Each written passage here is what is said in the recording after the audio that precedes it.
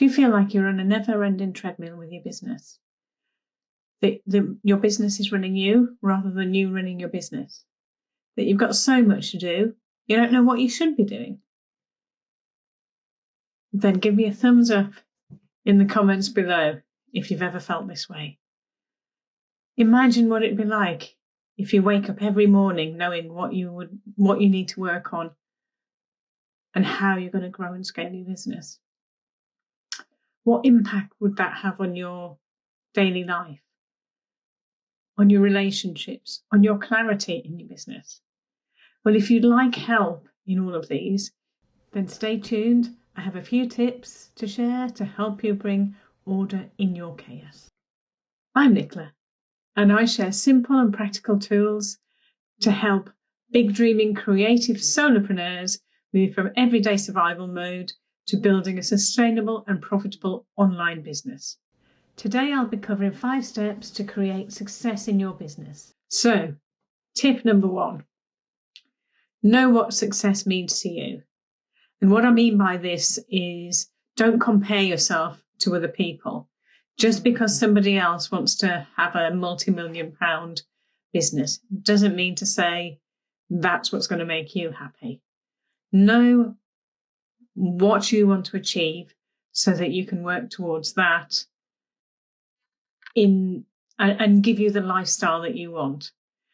Knowing that actually I'll be happy with just enough money each month that'll mean that I can pay for a really good holiday for ourselves. If that's what you want to do, and that is absolutely fine. But if you prefer to make a full-time career out of your business, then you need to know, well, actually, where will I think that I'm successful? And that could be $1,000 a month, $2,000 a month, who knows? Whatever that is, you decide what that is and take it forward. Now, that number could be in 10 years' time, I want to be earning $10,000 a month. So in the future, this is what I want to do. And then extrapolate that back to, well, actually, in 5 years' time, I want to be earning $5,000 a month, which means I've picked easy numbers here. In 3 years' time, $3,000 a month. In 1 year's time, $1,000 a month. So, pick the numbers that are relevant to you, but note them and know that's when you hit that, you have been successful. So you can appreciate yourself. That's the first one. Know what success means. It's different for everyone. And it will change over time as you become more confident or circumstances change. Step number 2 is know your numbers. So if you know you want to earn $10,000 a month, then you need to know how many sales you need to make to get you that $10,000 a month. So for instance, you've got an Etsy business selling hand-knitted jumpers that currently sell for $100 a month. For you to be able to make $10,000 per month, that means you're selling 100 jumpers per month. Now, is that realistic? Can you make 100 jumpers to be selling? If you can't, then you need to think about how you are going to be able to do that to make your target. Otherwise, what else can you do to add to the jumpers or to your product list so that you can also build up your business or your revenue using a different stream?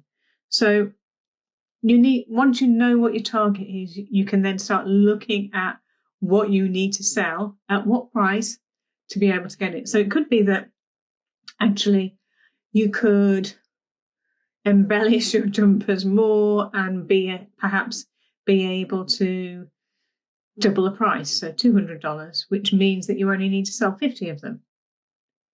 Maybe that is achievable. Maybe it's not. Maybe you're happy to outsource those jumpers to someone else. Maybe that will work, and maybe that's where you go. So all of these things need to be thought about. But if you don't know what you want to earn and how many you need to sell to get there, then how do you know what you need to be working on to get there? So So that's the first thing. Know your sales numbers. Know how many orders you need to make to get to your target. The next one is audience numbers. So how many people need to visit your shop to be able to make 100 orders. So this is using a quick and easy statistics tool called conversion rate.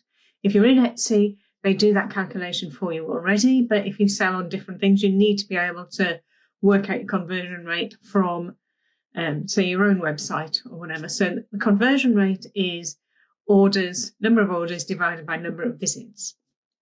So we'll keep things simple and assume you've got a current order rate, conversion rate even, of 1%, which means that for every 100 visits, you make one order. So if you're wanting to sell 100 jumpers, then you need to have 100 visits times 100. So 10,000 visits per month to make that target that you want. On average, I mean, the conversion rate is a statistic, so it's on average. Now, if you're nowhere near that, you then need to start thinking about how you get there.